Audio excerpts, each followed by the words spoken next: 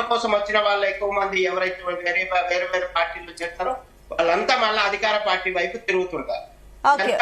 సర్వసాధారణంగా జరిగే open secret అండి. మళ్ళీ వస్తానండి శ్యామ్ సుందర్ గారు. ఎస్ శివ్ కుమార్ గారు, సో ఇక్కడ 2 పాయింట్లు కీలకంగా అంశాలు ఇప్పుడు మనం ఇప్పటి వరకు చర్చించిన దాంట్లో 2 పాయింట్లు కీలకంగా ఉన్నాయి.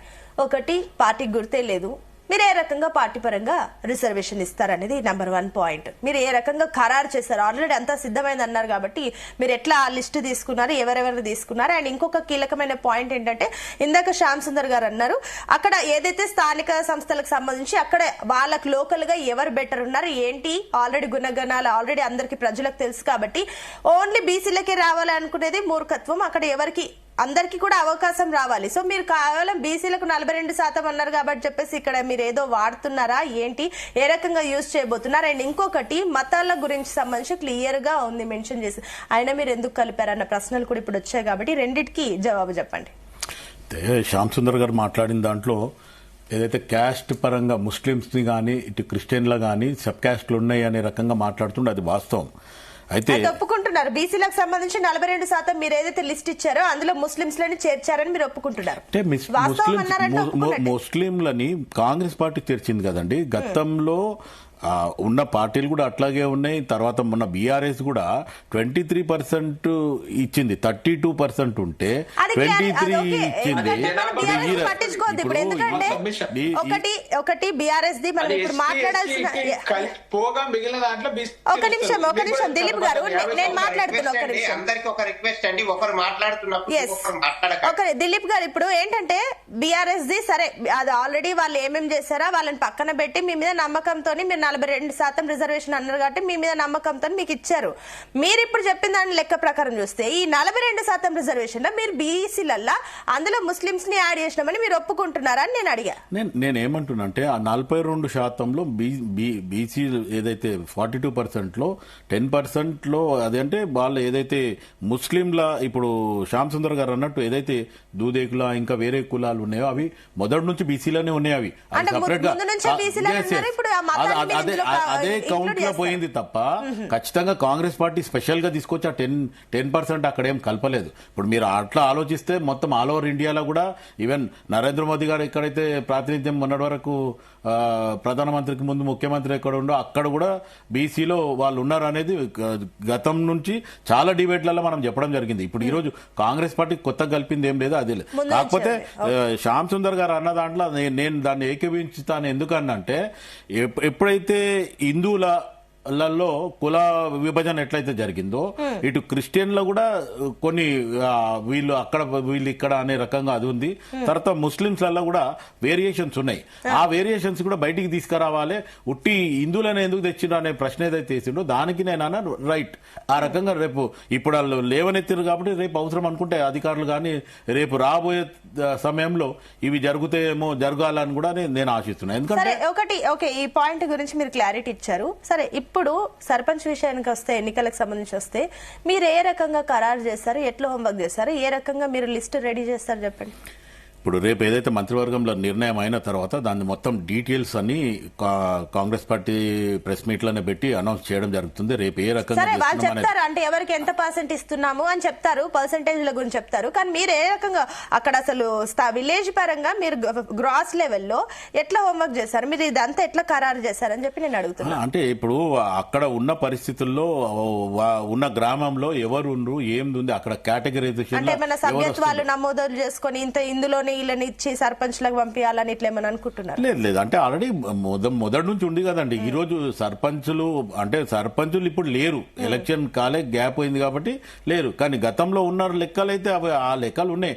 ఆ లెక్కలనే ఏమన్నా మార్పులు చేర్పులు ఉంటాయి తప్ప ఖచ్చితంగా కాంగ్రెస్ పార్టీ ఇప్పుడు 42% ఇస్తుందని చెప్పి కొత్త రకంగా తీసుకొచ్చి అక్కడేం కొత్త అంటే గతంలో ఏదైతే సర్పంచ్ విషయంలో ఆపోజిషన్ లో ఎవరైతే పోటీ చేశారో వాళ్ళనే ఫిల్టర్ చేసి పంపుతారు. కానీ మీరన్న రిజర్వేషన్ లెక్కలు మీరన్న ఖరారు చేస్తే కొత్త వాళ్ళు రావాలా లేదంటే కొత్త ఏదైనా లిస్ట్ రావాలా? మీరు అన్నట్టు పాత వాళ్ళని ఫిల్టర్ చేసి అందులో ఎవరున్నారో వాళ్ళని పంపిస్తారు, మళ్ళీ వాళ్ళే వస్తారు. రిజర్వేషన్ 42% రిజర్వేషన్ అంటారు. సునీత గారు, మీరు ఆ రకంగా ఆలోచిస్తే ఇప్పుడు అప్పట్లో ఉన్న సర్పంచ్ ఏజ్ బార్ అయిపోయి ఉండొచ్చు, వాళ్ళ ప్లేస్ లో ఇంకా కొత్త వాళ్ళు వస్తారు. ఇవన్నీ మార్పులు చేర్పులు జరగవని కాదు. అండ్ మోర్ ఎవర్ ఇప్పుడు మన శ్యామ్ సుందర్ గారికి ఇంకొక సబ్మిషన్ అండి. అది ప్రజలలో కూడా మార్పులు రావాలా సార్. ఎందుకంటే డబ్బులకు అమ్ముడు పోయి ఈరోజు ఎవరిని పడతాలని ఎన్నుకోవడంతో ఈరోజు ప్రజల నుంచి 500 అనుకో, 1000 రూపాయలు అనుకో, 2500 అనుకో, 4000 అనుకో, ఈరోజు ఆపోజిషన్ పార్టీ లీడర్లే డైరెక్ట్ మన బై ఎలక్షన్ లో చూడడం జరిగింది జూబ్లీస్ లా. 4000 తీసుకోండి, 5000 తీసుకోండి అని చెప్పి ప్రజలను ఉసిగొల్పడము ఇది ఎంత మటుకు కరెక్ట్?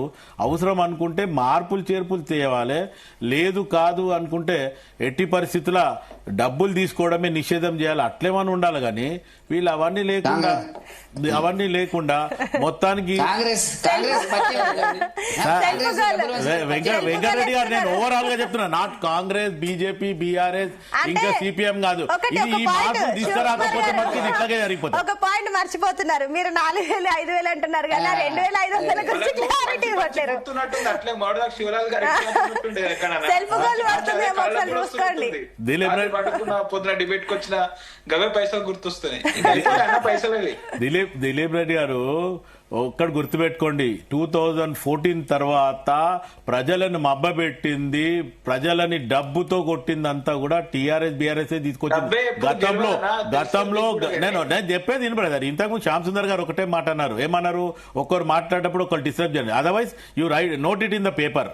నేనేం అడిగినానో దానికి మీరు ఇమీడియట్ గా ఆన్సర్ ఇవ్వండి, నేను వద్దంటలేదు. కానీ ఏమంటే ఈ డబ్బు మయం తీసుకొచ్చిందే కేసీఆర్ గారు. ఎందుకంటే మొత్తం భారతదేశంలో కూడా ఎలక్షన్ కి ఖర్చు అయ్యే పైసలు నేను పెడుతున్నా అన్నాడు. అంటే ఒకప్పుడు ఆయన ఒక కారు కొంటే కార్ కిస్తీలు కట్టలేని పరిస్థితోడు ఈరోజు భారతదేశానికే నేను ఫైనాన్స్ చేస్తా అని మాట్లాడాడు కేసీఆర్ గతంలో. అంటే ఎంత డబ్బు సంపాదించిందో తెలంగాణ ముంచి అనేది ఆలోచించారు. ఒక నిమిషం శివకుమార్ గారు, దిలీప్ గారు నేను మీకు టైం ఇస్తాను, ప్లీజ్ వెయిట్. వెంకట్ గారు, ఇందాక క్లారిటీగా శివకుమార్ గారు చెప్పారు, బీసీలకు సంబంధించి ఇందులో 10% మైనార్టీలు లేరు, వాళ్ళు ముందు నుంచే ఉన్నారు, ఆ లెక్కనే మేము కంటిన్యూ చేస్తున్నామని చెప్పేసి అంటున్నారు. దీనికి మీ క్లారిటీ ఏంటి? ఇప్పుడు ఒకటి మేడం, రాజశేఖర రెడ్డి గారు ముఖ్యమంత్రిగా ఉన్నప్పుడు ముస్లింలకు 4% రిజర్వేషన్ ఇచ్చిన మాట వాస్తవం. ఇది అమల్లో ఉంది, గత 20 సంవత్సరాలుగా అమలు ఉన్న మాట నేను కాదలేను. కాకపోతే సుప్రీంకోర్టులో దాని మీద విచారణ ఇంకా పెండింగ్ ఉంది, నిర్ణయం జరగలే. రెండవది, ముస్లింల జనాభాకు వాళ్ళు చెప్తున్నటువంటి దానికి ఇప్పుడు మీరు అక్కడ ఇచ్చినారు, మోదీ గారు ఇచ్చినారు, గుజరాత్ లో ఇచ్చినారు, మధ్యప్రదేశ్ లో ఇచ్చినారు కాదు, రకరకాల వర్గీకరణ వాళ్ళల్లో కూడా ఉన్నటువంటి మాట వాస్తవం. మేమేమంటున్నాము, 56% ముస్లింలు బీసీలు ఉన్నారని చెప్పి మీరు 42% ఇచ్చి దాంట్లో మళ్ళీ మీరు 10% ముస్లింలను తీసుకొస్తే మొత్తం టోటల్ గా ముస్లింలను మొత్తం ఇప్పుడు మొన్న ఏం జరిగింది మీరు ఒకటి జ్ఞాపకం పెట్టుకోవాల్సిన అవసరం ఉంది మిత్రులందరూ కూడా. మొన్న గతంలో జరిగినటువంటి జిహెచ్ఎంసీ ఎన్నికల లోపల వీళ్ళు ఎవరైతే ఉన్నారో మజ్లిస్ పార్టీ నుంచి వచ్చిన వాళ్ళందరూ కూడా ఈ కేటగిరీల కింద వచ్చి ఎలక్ట్ అయినటువంటి వాళ్ళే. అదే ఇక అది ఇప్పుడు రేపు కానీ అది ఇంప్లిమెంట్ చేస్తే మొత్తం హైదరాబాద్ మొత్తం ఒకే క్యాస్ట్ ఎలక్ట్ అయ్యేటువంటి అవకాశం ఉంటుంది బీసీల కోటాలో. కాబట్టి వాటి వల్ల ప్రమాదాలు ఉన్నాయి. రాజ్యాంగబద్ధంగా అమలైతే అంబేద్కర్ గారి రాజ్యాంగం లోపల ముస్లింలకు మతపరమైన రిజర్వేషన్ లేవు. వాస్తవానికి ఉంటే చెప్పమనండి. ఒక మతపరమైన రిజర్వేషన్ ఉండి ఉంటే 4% రాజశేఖర రెడ్డి గారు ఇచ్చినటువంటి కేసు వల్ల పెండింగ్ ఉండేది కాదు, ఉండదు. ఎందుకంటే యాజ్ పర్ లా ప్రకారంగా వచ్చింది అనేటువంటిది. కాబట్టి వాటి మీద ఒక చర్చ జరగాలి. ఈవెన్ షెడ్యూల్ 9 కూడా subject to the scrutiny of the సుప్రీంకోర్టులోనే ఉండేది. ఇంకా ఇవన్నీ ఉన్నాయి. ఇవన్నీ ఉండి కూడా రేవంత్ రెడ్డి గారు తనకు తెలియనటువంటి అనేక అంశాల గురించి జోక్యం చేసుకుని వల్ల ప్రజలు మోసం చేస్తుండ అనేటువంటిదే భారతీయ జనతా పార్టీ ఆరోపణ. మీరు మాకు చేత కదా మేము బీసీల గురించి మేమండి 5 ఎంపీలు బీసీలు ఉన్నారండి తెలంగాణలో. వాళ్ళకి తెలియదు కానీ వాళ్ళ దగ్గర ఎంతమందిలో చెప్పమనంటే మేము ముఖ్యమంత్రిని బీసీని ప్రకటించినామండి. స్వయాన ఏ రాష్ట్రంలో ప్రకటించినటువంటి పరిస్థితి లోపల మోదీ గారు, అమిత్ షా గారు గత ఎన్నికల లోపల మేము అధికారంలోకి వస్తే బీసీ ముఖ్యమంత్రి చేస్తామనండి. 5 చెప్పండి, 3 ఎంపీలు లోకసభకు సంబంధించినటువంటి వాళ్ళు మా ఇక్కడ 2 వేరే రాష్ట్రాల నుంచి కూడా. వెంకట్ గారు ప్లీజ్ సబ్మిషన్ అండి. మీరు చెప్పిన పాయింట్ మేము ఓకే తీసుకుంటాం. 8 మందిలో 5 మంది బీసీలు ఉన్నారు. ఈవెన్ మేము ముఖ్యమంత్రికి సంబంధించి కూడా సరే బీసీలకు సంబంధించి బీజేపీకి నిజంగానే చిత్తశుద్ధి ఉంది అని మేము అనుకుంటే మీరు సరే ఈ విషయంలో మీరు కూడా కాస్త పుష్అప్ చేయాలి కదా, అటు కేంద్రాన్ని మీరు కూడా కాస్త పుష్ చేయాలి కదా. కేంద్ర మంత్రులు ఉన్నారు, ఏం చేస్తున్నారని అడుగుతున్నారు కదా, దానికి తగ్గట్టు మీరు కూడా తెలంగాణ కోసమే కేంద్ర ప్రభుత్వం లేదు మేడం. కేంద్ర ప్రభుత్వం జాతీయ విధానం ఉంటది. దేశంలో ఉండేటువంటి అన్ని రాష్ట్రాల అభిప్రాయాలు, పార్టీల అభిప్రాయాలు, సామాజిక వర్గాల అభిప్రాయాలు తీసుకున్న తర్వాత దాన్ని చేయాలనుకున్నప్పుడు కులగణన జరగాల. మీరు చేసిన కులగణన ఏందో చెప్పమనండి. ఇప్పుడు బయట పెట్టిరా చెప్పమనండి. పబ్లిక్ డొమైన్ ఉందా మీరు చూస్తే చెప్పండి మాకు. ఏ కులం ఎంత చెప్పగలిగిన వాళ్ళు చెప్పకుండానే గాలికి మాట్లాడుతున్నారు వాళ్ళు. ఇందాక దిలీప్ గారు ఒక మాట అన్నారు, రెండు దొంగలే, రెండు పార్టీలు, వాళ్ళు ఏం చేస్తారు, మీరు మోసం చేస్తున్నారు అని అంటున్నట్టు మీరు చెప్తున్నట్టు ద్వంద్వ వైఖరి మీరు క్లియర్ గా చెప్తున్నారు. మేడం, ఏ పార్టీ అయినా ఒక కుటుంబం మీద ఏర్పడ్డ పార్టీ ఒక కుల పార్టీ. మీరు గుర్తుపెట్టుకోండి, కులం అనేది లేదు.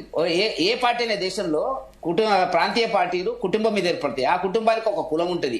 అది దీనికి ఇక్కడ ఉంది. ఇవాళ ఏమి ఇచ్చారో చెప్పమన్నాడు. ఇప్పుడు వాళ్ళు మహా గొప్పగా చెప్తున్నారు కదా, ఒక్క ప్రెసిడెంట్, ఒక వాళ్ళే వర్కింగ్ ప్రెసిడెంట్, వాళ్ళ కుటుంబమే ప్రెసిడెంట్, ఆ లెజిస్లేచర్ పార్టీ లీడర్, వాళ్ళే మాట్లాడాలి. ఈ పాయింట్ పైన సబ్మిషన్ ఉందంట వెంకట్ గారు. ఒక్క నిమిషం, దిలీప్ గారు ఏంటి మీ సబ్మిషన్ దీనికి? ఏముంటదండి, వాళ్ళు మాట్లాడుతున్నారు. కుటుంబ పార్టీ అంటే తెలంగాణ ప్రజల కుటుంబం, ఇది తెలంగాణ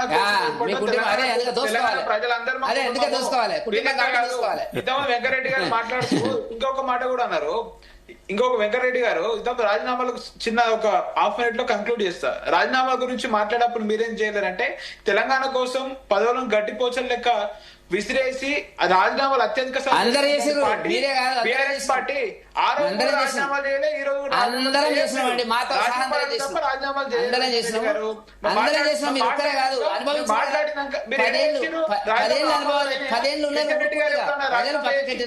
పోయిందా అలా ఉంటాయి కదా. మీరు చరిత్ర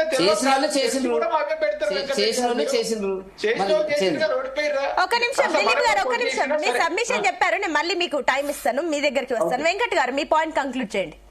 ఇప్పుడు నేనేమంటున్నా మేడం అంటే, ఇది భారతీయ జనతా పార్టీ బీసీ వర్గాల పట్ల ఉండేటువంటి చిత్తశుద్ధి గురించి ఎవరు శంకించవలసిన అవసరం లేదు, అనుమానాలు పడవలసిన అవసరం లేదు. నేను చెప్పాను కదా, నేను మొత్తం 8 మంది ఎంపీలలో 5 బీసీలు కాదు మేడం. లోకసభలో 3 ఉన్నారు మాకు. రాజ్యసభ కృష్ణయ్య గారు ప్లస్ మన లక్ష్మణ్ గారిని వేరే ఉత్తరప్రదేశ్ కోట వేరే రాష్ట్రాలకు వెళ్ళి మేము ఎన్నుకున్నామండి. అంటే మాకు ఎంత చిత్తశుద్ధి ఉంటే ఏం అవసరం ఉందండి?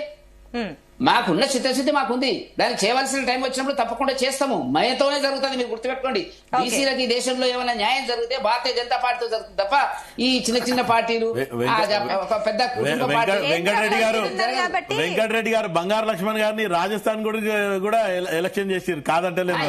ఆ విషయం వేరు. అయితే వెంకటరెడ్డి గారు ఒక సబ్మిషన్, ఏదైనా జరగవచ్చు. వెంకటరెడ్డి గారు, ఇప్పుడు బీసీ 42% కేమో బీజేపీ ప్రభుత్వం సస్యమ్రా అంటుంది, కానీ 10% ఈడబ్ల్యూఎస్ కి మటుకు ఇమీడియట్ గా స్పెషల్ ఆర్డినెన్స్ తీసుకొచ్చి చేస్తున్నారు. అన్ని పార్టీలు మద్దతు. సరే, కేంద్రం గురించి పక్కన పెడితే రాష్ట్రంలో అన్ని పార్టీలు కలిసి బీసీలకు 42% ఆమోదం అన్ని పార్టీలు ఇచ్చాయి. మీరు ఈ విషయాన్ని ఒప్పుకోవాలి. సరే, కేంద్రం దగ్గర పక్క పెట్టినా రాష్ట్రంలో సపోర్ట్ చేస్తారా లేదా? దీనికి ఏం చెప్తారా? వీళ్ళు చేయకపోతే పార్టీ పరంగా మీరు ఏ రకంగా పంపిస్తారు ఆర్డినెన్స్? నేను ఏమంటున్నా, ఇక్కడ ఈడ అసెంబ్లీలో పంపించారు, అసెంబ్లీలో ఆల్ పార్టీ సపోర్ట్ చేసి మొదలు ఫస్ట్ నేను పాయింట్ చెప్పింది అది. కానీ ఢిల్లీలోకి వచ్చే వరకు రానంటున్నారు. ఇప్పుడు గల్లీలో వస్తున్నారు, ఢిల్లీలోకి మటుకు రారు. అటు వాళ్ళు రాజ్యసభ సభ్యులు రాలేదు, బీఆర్ఎస్ వాళ్ళు రాజ్యసభ సభ్యులు రాలేదు, ఇటు బీజేపీ వాళ్ళు 8 మంది ఎంపీలు కూడా రాలేదు. రాహుల్ గాంధీ గారు అదే దిలీప్ రెడ్డి, ఒక్క నిమిషం. రాహుల్ గాంధీ గారికి ఆ రోజు కేసు ఉందని ఓపెన్ గా ముందే చెప్పడం జరిగింది. ఆయనతో పాటు ఖర్గే